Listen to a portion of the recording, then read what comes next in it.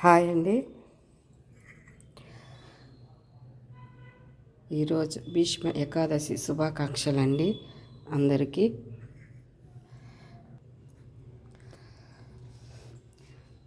భీష్మ ఏకాదశి రోజు విష్ణు సహస్రనామం అనుకున్న పనులు నెరవేరుతాయండి. భోగ్యపాకాలు కలుగుతాయి.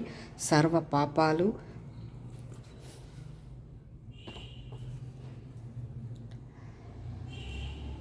హరిస్తాయండి. పుణ్యం లభిస్తుందండి.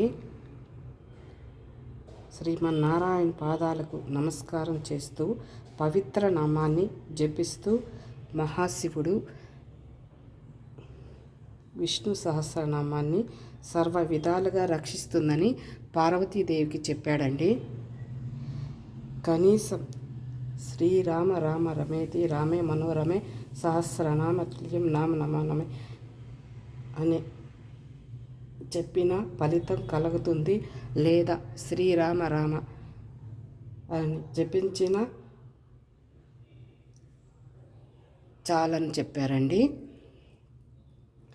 ధర్మరాజు అడిగిన ప్రశ్నలకు భీష్ముడు ఇచ్చిన సమాధానం విష్ణు సహస్రనామం ఎంతో ఫలితాన్ని కలిగిస్తుందని చెప్పాడండి. నచ్చితే లైక్ చేయండి, షేర్